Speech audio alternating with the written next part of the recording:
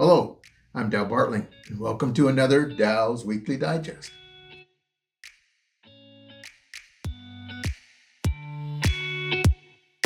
Have you ever noticed how we use the word sacrifice pretty casually?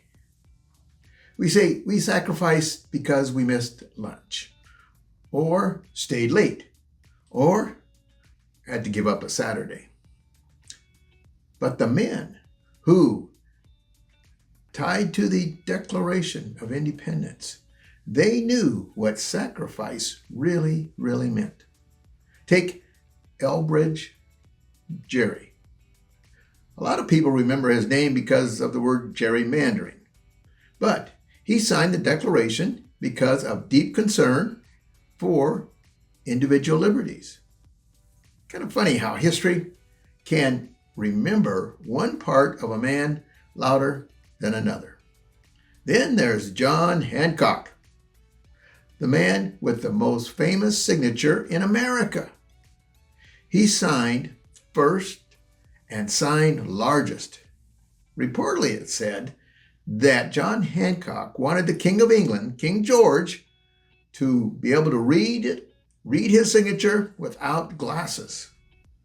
That's either courage, humor, or maybe a little both.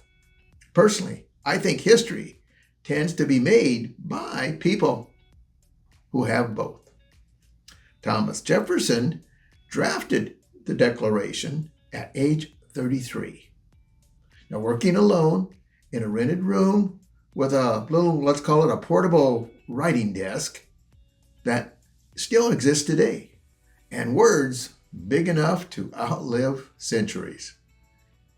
Francis Lightfoot Lee devoted his life almost entirely to public service and the revolutionary cause. Not everybody builds legacy with noise. Some do it with quiet devotion. Then there's Thomas the King, who spent years moving his family from place to place after signing, and he did that to avoid British capture.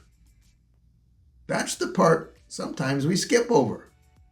Signing wasn't just a ceremony. Signing had consequences.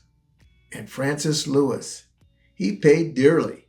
His home was destroyed, and his family was imprisoned by the British forces as punishment for signing.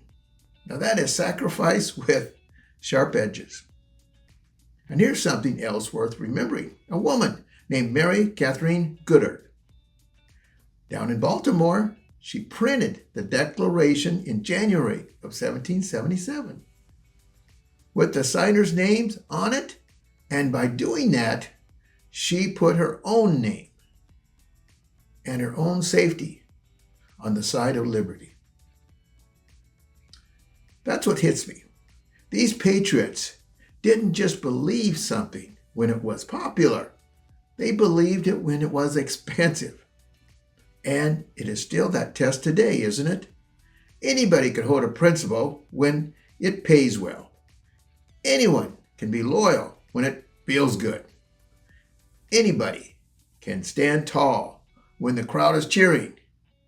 But real conviction shows up when there is a cost attached.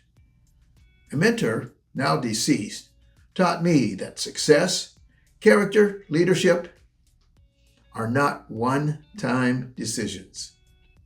They are daily decisions. You rent them every day, and the dues come every day. So, the lesson this week is simple. If what you believe in costs you nothing, you may not yet know how deeply you believe it. Because conviction without cost is nothing more than maybe a preference. These signers, their stories remind us that the big words, freedom, liberty, integrity, duty, only come alive when somebody is willing to pay for them. And that's still true now. Believing with commitment mattered in 1776 and still matters today. Here's where you stand in your journey from declaration to delivery. Declare with conviction. Deliver with commitment. I can declare this.